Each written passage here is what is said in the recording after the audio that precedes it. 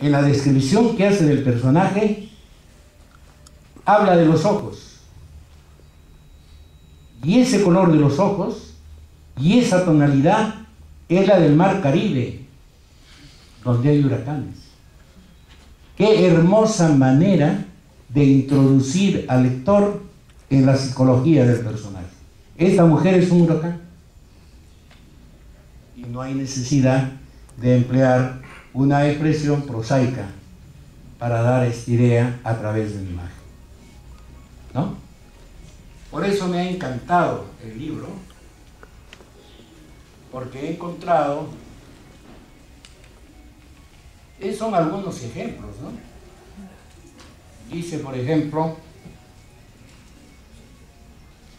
sin embargo ahora advierto que ella es como una punzada en el corazón y tiene un frío aliento siberiano, similar a una bala cuando hace orificio en la carne, dejando a su paso una estela de muerte.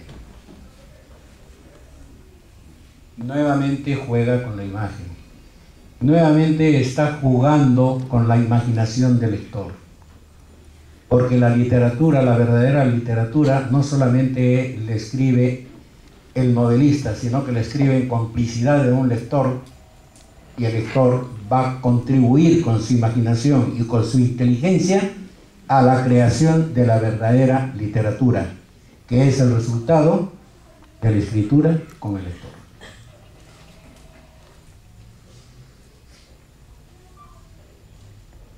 Pero dejemos esta primera parte que ustedes ya encontrarán en el libro, esta forma poética de escribir personajes, de presentar situaciones, que me parece que son importantes. En lo que se refiere a la estructura tiene que ver con el manejo que el autor hace del espacio, del tiempo, cómo presenta y saca a un personaje de lo que está contando. Eso va dando una estructura, como la estructura de un edificio. Todo relato, toda una novela es parecido a un edificio que tiene una estructura, como a un puente, con la diferencia que cuando se hace buena literatura, esa estructura queda para siempre. Los edificios, los puentes, el tiempo los destruye, o una guerra. Pero la estructura de Don Quijote nadie la ha podido destruir. O sea que la estructura de la literatura es más poderosa que la estructura de cualquier edificio o de cualquier puente, cuando se emplean los materiales más escogidos para que dure. La estructura del relato tiene más fuerza.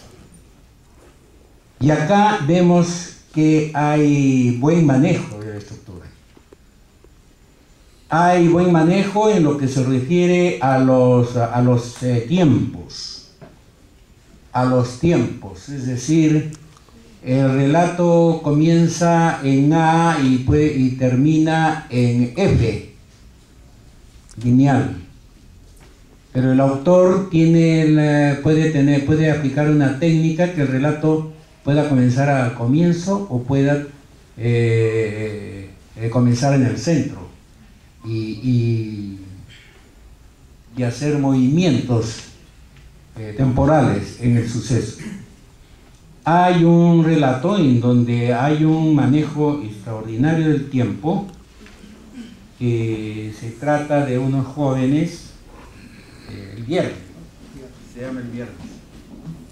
Eso me recuerda a un autor de teatro inglés, Priestley, que juega con el tiempo.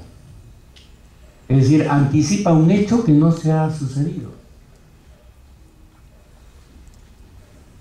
Y que el personaje cree que se ha soñado. Pero cuando vuelve la realidad, ese hecho se presenta. Es un juego, no es premonición, sino es un juego que el autor utiliza manejando admirablemente el tiempo. Y por otra parte, en los cuentos deben haber dos elementos fundamentales. la atención y la intensidad.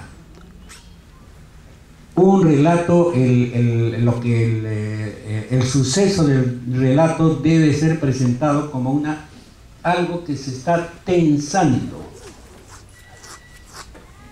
Y en esa tensión hay algunos puntos de intensidad. Y el relato termina con un golpe. Esa tensión termina con algo que el lector ni siquiera sospechaba. Y eso lo emplea muy bien en el cuento Lucrecia. Desde mi punto de vista, es un relato completo en lo que se refiere a la trama, a la tensión y a la intensidad. Y paso al tercer punto, que es el contenido. No crean ustedes que por hablar de esto se me va a juzgar a mí como un escritor del arte por el arte que está alejado de la realidad. Muy por el contrario. Para acercarse a la realidad a través de la literatura, hay que saber escribir, hay que saber contar. Esto va a permitir al lector tener una concepción más clara de esta realidad. Y en estos cuentos encontramos dos mundos. El mundo del inmigrante en Estados Unidos y el recuerdo del Perú. Yo recuerdo que cuando estaba en China, habían personas que cuando yo recién llegué me dijeron: mira, si tú quieres sobrevivir acá en este país, tienes que poner los dos pies en China. Porque cuando uno está fuera del Perú, tiene un pie puesto en Estados Unidos y el otro pie en su país.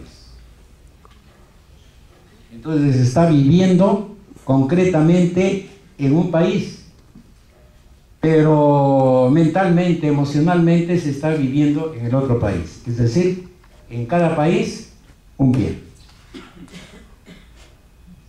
Entonces ahí viene la desesperación y viene la nostalgia. Acá hay nostalgia, pero no hay una nostalgia traumática. En el contenido hay una nostalgia saludable. Es decir, me da la impresión que en el momento en que escribe sobre el Perú, pone los dos pies en el Perú. Y no se ve como una nostalgia, sino se ve como un recuerdo. Es una evocación de su niñez, de su juventud.